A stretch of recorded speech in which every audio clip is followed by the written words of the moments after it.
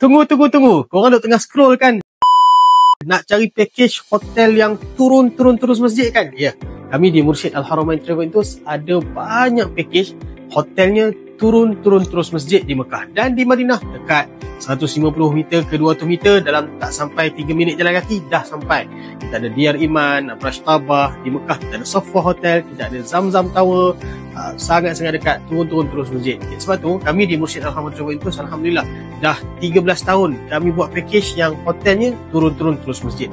Kita ada package premium khas ekonomi. Apa package premium khas ekonomi? Sebenarnya package premium khas ekonomi ni adalah package yang paling baru kita buat untuk 1447 Hijrah ni, 2025-2026. Tuan-puan, package tu sangat-sangat best. Sebab apa? Sebab first, macam kita sebut tadi, hotel di Mekah turun terus masjid, Safwa, Zamzam Tower.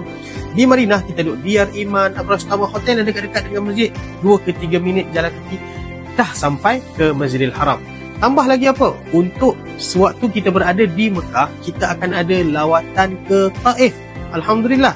Dan bukan sekadar lawatan, kita tidur di Taif lagi. Satu malam di Taif dapat suasana seronok, Masya Allah Ta'ala. Dan sewaktu kita di Madinah, kita akan pergi ke Madain Saleh Al-Ula yang Allah sebut dalam Al-Quran, وَتَنْحِتُونَ الْجِبَالَ بُيُوتًا, dan mereka bina gunung ganang dijadikan sebagai tempat tinggal. Kenapa kita pergi ke situ? Kita nak ambil ibrah di sana. Allah sebut awalam yasiru fil ardi fayanzuru kaifa khalaqal ladina min qablihim ataupun kaifa kana aqibatul ladina min qablihim. Tidakkah kamu berjalan di muka bumi Allah melihat akibat kaum terdahulu? Kita pergi pagi, kita balik petang. Kita nak tengok macam mana hebatnya binaan mereka dan kita nak pergi ambil ibrah di sana. Dan kota Al-Ula ataupun Madain Saleh ni dah jadi World Heritage, dah masuk dalam UNESCO punya list.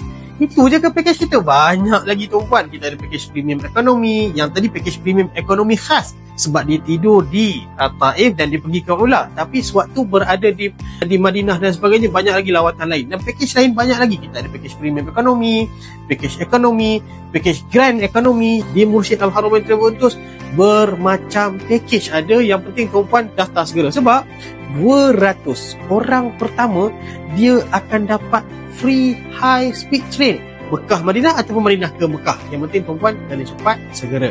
Bersama dengan Mursyid Al-Haramain Travel Tours, insya-Allah kita pergi ke Tanah Suci, kita balik dengan ibadah yang mabrurah insya-Allah taala. Assalamualaikum warahmatullahi wabarakatuh.